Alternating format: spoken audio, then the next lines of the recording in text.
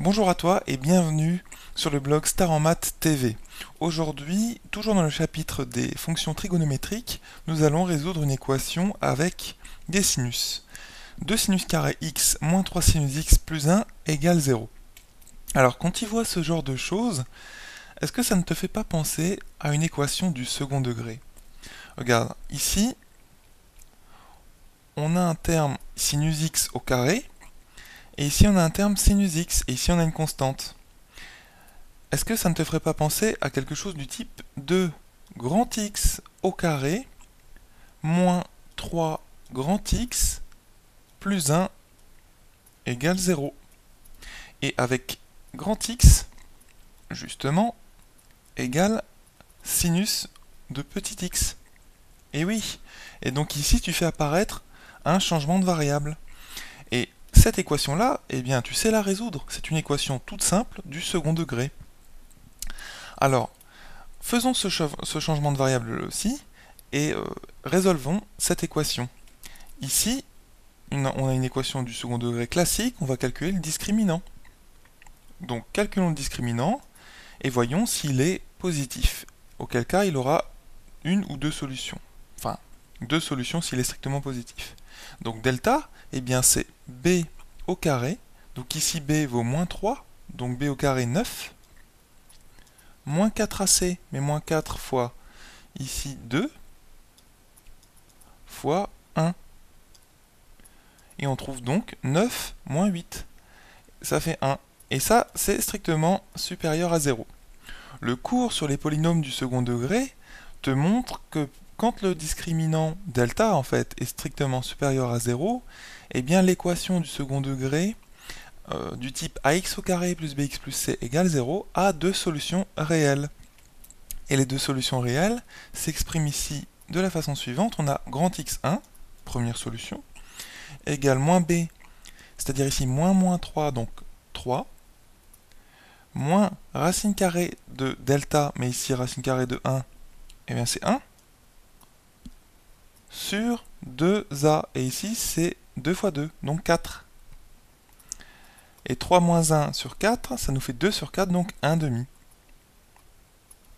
Ensuite, on a la deuxième solution, grand x2, et c'est donc moins b, 3, plus racine carrée de delta, donc plus 1, toujours sur 2a, c'est-à-dire sur 4. Et la solution de ceci, c'est 3 plus 1, 4, 4 sur 4, 1. Donc on obtient deux solutions réelles. Et ceci, il faut bien se rappeler que c'était suite à notre changement de variable, grand x égale sinus petit x. Mais nous, on doit toujours résoudre l'équation avec les petits x, c'est-à-dire chercher les petits x qui satisfont cette équation-là. Donc en fait, il faut remonter encore plus, et ceci, on va dire que c'est égal à sinus de petit x1. Petit x1, c'est la solution. Et donc, on va déjà noter ça. Ici, c'est égal à sinus de petit x2. Et donc, on va avoir ce système-là, donc sinus de x1 égale 1 demi, et sinus de x2 égale 1. Donc il faut que tu trouves les x1 et les x2 qui satisfont ces équations-là maintenant, qui sont beaucoup plus simples que cette équation-là qu'on avait au début.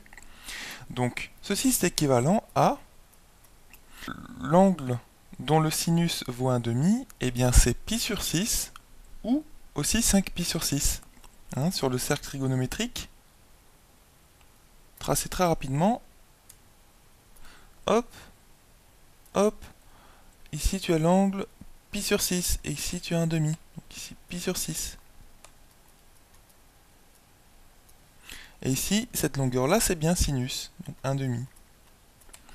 Voilà, et tu as aussi l'angle, ici, 5 pi sur 6, d'accord? Donc, si tu as sinus x1 égale 1 demi, tu as x1 est égal à pi sur 6. Toujours ne jamais oublier le plus de capi, puisque tu peux ajouter autant de tours que tu veux ou retrancher autant de tours que tu veux à pi sur 6, et son sinus de cet angle nouveau sera toujours égal à 1,5. Donc 2k pi, k appartenant à z, x1 ou 1, x1 est égal à, on a dit, eh bien 5 pi sur 6, c'est-à-dire en fait 6 pi sur 6, 6 pi sur 6 c'est pi, moins pi sur 6, hein. Donc 5 pi sur 6, plus de k pi, de la même façon. Ou, donc sinus d'un angle qui vaut 1, eh bien l'angle c'est pi sur 2, hein, c'est cet angle-là. Cet angle-là. Voilà, et ça c'est pi sur 2. Et son sinus vaut 1, toute cette longueur-là. Et de la même façon, tu peux ajouter autant de tours que tu veux à cet angle-là, et le sinus de l'angle sera toujours égal à 1. Et donc, x2 est égal à pi sur 2 plus 2k pi. Donc en fait, les solutions sont les nombres suivants. Ce sont tous les nombres, pi sur 6, 5 pi sur 6 ou pi sur 2, et auxquels tu peux ajouter autant de tours que tu veux, ou ajouter ou retrancher, donc modulo de pi.